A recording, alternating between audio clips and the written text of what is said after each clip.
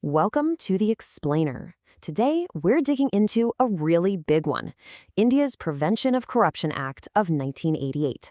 This is basically the main legal weapon used to fight public corruption in the country.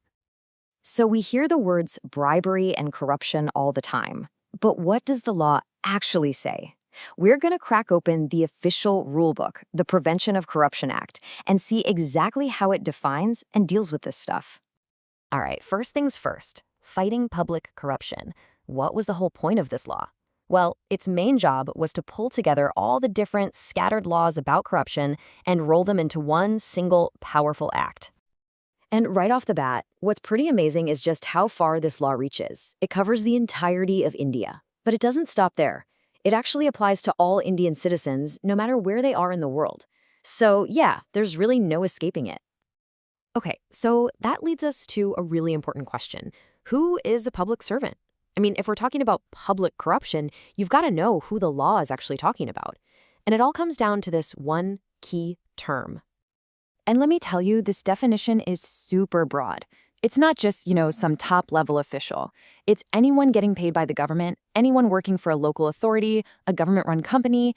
Basically, if your job involves a public duty, something that affects the whole community, then you probably fall under this definition. And when you look at who this actually includes, wow. I mean, sure, you've got your government employees and judges, that makes sense. But it also covers arbitrators, university professors, and vice chancellors, even officials at registered co-op societies. The takeaway here is that the net is cast incredibly wide. All right, so we've got the who. Now let's talk about the what. The two sides of bribery. And this is so important because the law is crystal clear that it takes two to tango. It's not just about the person taking the bribe, it's also about the person giving it. The whole thing hinges on this key phrase, undue advantage. That's pretty much the fancy legal term for a bribe. And what is it? Well, it's any kind of gratification. And notice it says it's not limited to money, so it can be anything of value that isn't part of your legal official salary. And here's where you really see that two-way street in action. On one side, you've got Section 7, which goes after the bribe taker, the public servant who accepts that undue advantage. But then, on the other side, you have Section 8, which goes after the bribe giver, the person who offers it up. Both are in the wrong, plain and simple. The law even gives these really simple, clear examples so there's no confusion.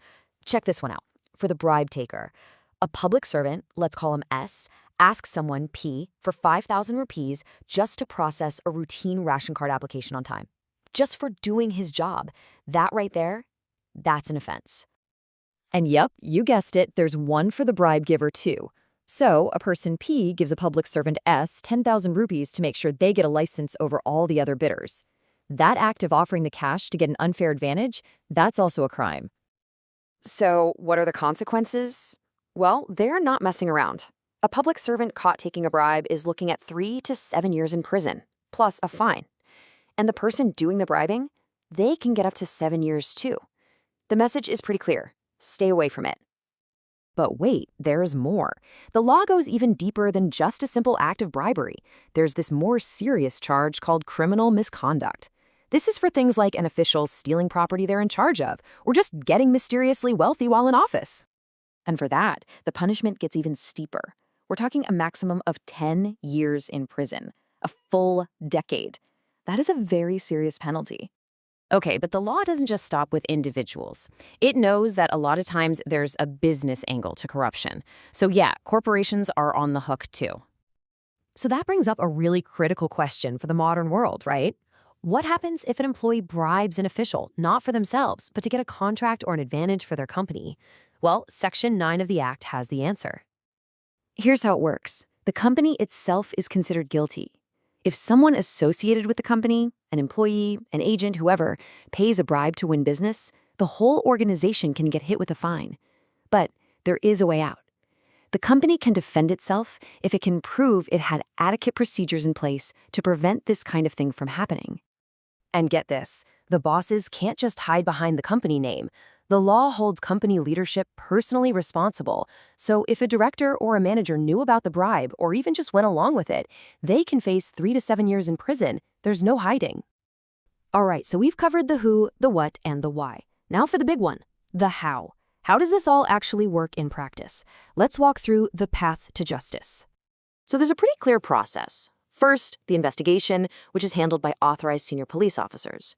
Then, you've got the sanction step, and this is key. The government has to give its approval to even prosecute a public servant. After that, it goes to trial, but not just any court. These cases are heard by special judges, and the whole thing is supposed to be wrapped up within 2 years. This whole special judge thing is a really big deal. These aren't just regular judges. They are appointed specifically to handle these kinds of corruption cases.